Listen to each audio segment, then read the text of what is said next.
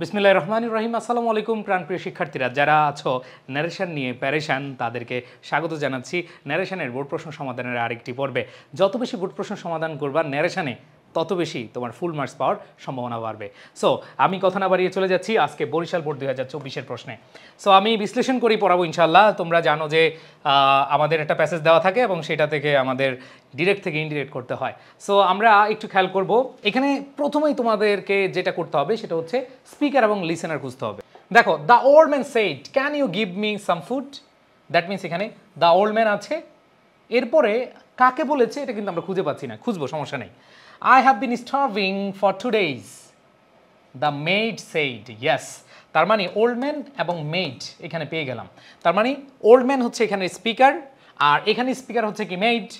এরপরে খেয়াল করে দেখো, can't you work. No. No থাকলে কি হয়, রিপ্লাইড ইন দ্য নেগেটিভ, এগুলো আমরা জানি। সো মোটামুটি আমরা স্পিকার এবং লিসেনার পেয়ে গেছি। আমি যদি প্রথম যেই ব্যক্তি দ্য ওল্ড ম্যান, তার কথাটাকে ডিরেক্ট থেকে ইনডিরেক্ট নেই। দেখো আবার বলছি, তুমি ছোট ছোট করে সহজভাবে চিন্তা করো। অনেকে প্যাসেজ নেশন মানে হচ্ছে পুরোটা একসাথে খেতে চায় না। তুমি আগে দেখো, এই যে এইখানে যে বেটা ওল্ড ম্যান, বৃদ্ধ লোকটি, আমাদের দাদা হচ্ছে কি বলেছে, কতটুকু সে বলেছে সেটা একটু খেয়াল করবা। The old man said can you give me some food. তিনি কি এইখানেই শেষ করেছেন? নো, এখানে শেষ করেনি। তবে মাথায় রাখতে হবে, তিনি যেই স্পিচে কথা বলেছেন সেটা হচ্ছে ইন্টারগ্রেটিভ সেন্টেন্স। আর ইন্টারগ্রেটিভ সেন্টেন্সে কি হয়, ইফ অথবা ওয়েদার হয়, ডব্লিউএস ওয়ার্ড থাকলে ডব্লিউএস ওয়ার্ড হয়। মনে আছে তোমাদের? ওকে, আচ্ছা। এবার দেখো, I have been starving for 2 days। That means এতটুকু কথা বলেছে আমাদের দাদু। তাহলে বৃদ্ধ লোকটি এতটুকু কথা বলেছে, তার মানে এটাকে আমরা কি করি, ডিরেক্ট থেকে ইনডিরেক্ট আগে নেই। তাহলে এখানে দেখো, যেহেতু এটা ইন্টারগেটিভ সেন্টেন্স, তাহলে আমাদের আক্স টানতে হবে। আমাদের রিপোর্টিং ভার্ব সেইড না বলে আমরা আক্স টানবো। তাহলে বলতে পারি দ্য ওল্ড ম্যান আক্সড। কাকে বলেছে? দ্য মেটকে বলেছে। আমরা বলেছিলাম আগে সাবজেক্ট মানে স্পিকার, এরপরে রিপোর্টিং ভার্ব, অ্যান্ড দেন আমাদের অবজেক্ট মানে যাকে বলেছে লিসেনার। সো আমরা এখানে দেখতে পাচ্ছি যে দ্য ওল্ড ম্যান সেইড কাকে বলেছে, অবশ্যই মেটকে বলেছে, এতটুকু আমরা বুঝতে পেরেছি। এবার দেখো, কমা ইনভার্টেড কমার পরিবর্তে দ্যাট হবে, নো। যেহেতু এটা ইন্টারগেটিভ সেন্টেন্স, তার মানে হচ্ছে ইফ হবে, ইফ অথবা ওয়েদার, যেটা দাও কোনো সমস্যা নেই। এরপরে দেখো, আমাদের এইখানে সাবজেক্ট হচ্ছে second person. So second person কিভাবে চেঞ্জ হয়? আমরা জানি ওল্ড ম্যান হচ্ছে speaker. No, second person change হয় আমাদের লিসেনার অনুসারে। লিসেনারকে দ্য মেড, এই যে মেড গৃহকর্মী। সো এখানে আমরা যে জিনিসটা পাচ্ছি, উনি যেহেতু মহিলা তাইলে শি হবে। আবার বলছি, দেখো পার্সন চেঞ্জ করতে অনেকের প্রবলেম হয়, প্রবলেমের কিছু নাই। এখানে ইউ সেকেন্ড পারসন, আর সেকেন্ড পারসন থাকলে আমরা জানি সাবজেক্ট বা স্পিকার অনুযায়ী না, আমাদের লিসেনার অনুযায়ী, লিসেনারকে দ্য মেড। এবার আসো, আমরা লিখলাম she.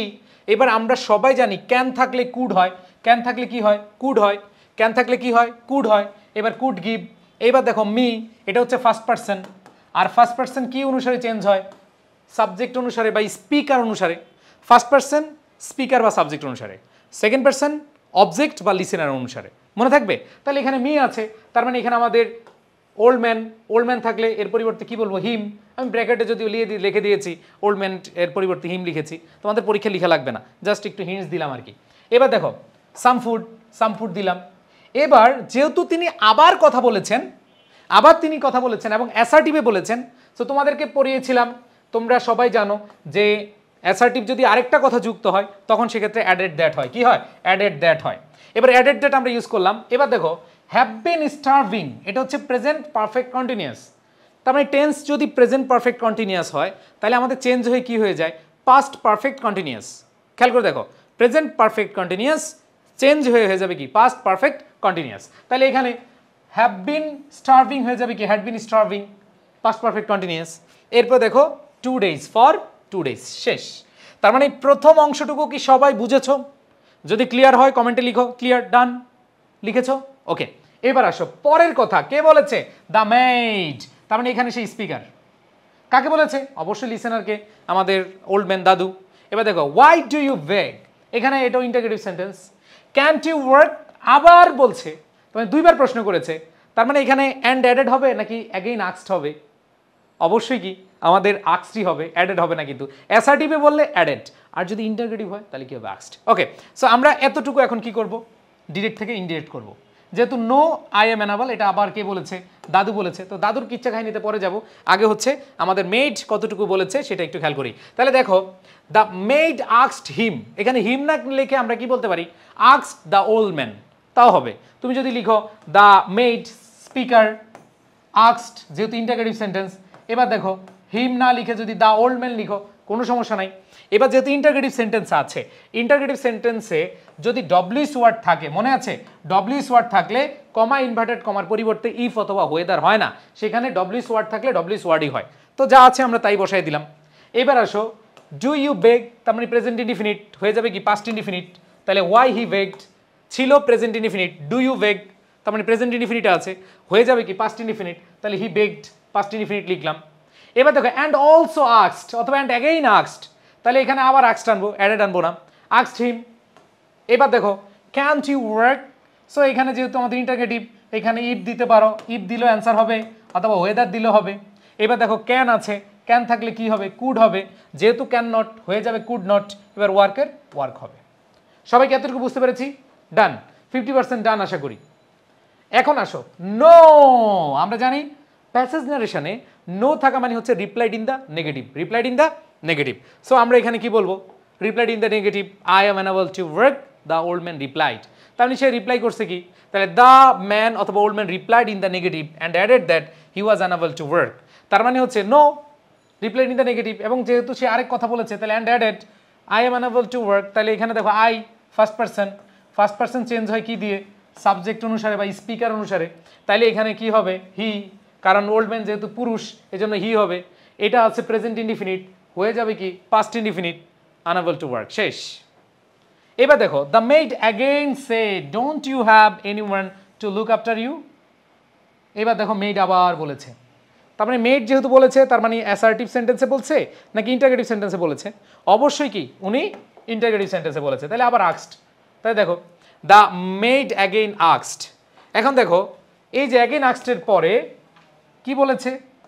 Interrogative sentence, comma inverted কমার পরিবর্তে কি দিব? ইফ অথবা ওয়েদার দিব। এবার দেখো সাবজেক্ট ইউ, সেকেন্ড পার্সন এইখানে কে আছে? অবশ্যই কাকে আস্ক করেছে? ওল্ড ম্যানকে। তাহলে ওল্ড ম্যান যেহেতু অবশ্যই হি হবে। বুঝতে পেরেছো? অনেকে কনফিউজড, বুঝতে পেরেছো কি? অনেকে কনফিউজড হতে পারো। দ্য মেইন অ্যাগেইন, এখানে হি কেন হইলো? হি কেন হইলো খেয়াল করো, ইউ সেকেন্ড পার্সন। আর এইখানে আমাদের সেন্টেন্সে অবজেক্টকে, লিসেনার কি মেড নাকি ওল্ড ম্যান? তার মানে অবজেক্ট অনুসারে বা লিসেনার অনুসারে আমাদের কি হবে? হি হবে। এবার আসে, এটা হচ্ছে প্রেজেন্ট ইনডিফিনিটে, ডোন্ট আছে হয়ে যাবে ডিডন্ট হ্যাভ, ডোন্ট হ্যাভ হয়ে যাবে কি? Didn't have. এরপর দেখো এনিওয়ান টু লুক আফটার, তাহলে এনিওয়ান লুক আফটার। এবার আসো ইউ হচ্ছে সেকেন্ড পার্সন, তাহলে সেকেন্ড পার্সন কাকে অনুযায়ী চেঞ্জ হয়? অবশ্যই লিসেনার অনুসারে। তাহলে এই সেন্টেন্সের লিসেনারকে, এই সেন্টেন্সের লিসেনার হলো দাদু, তাহলে হিম।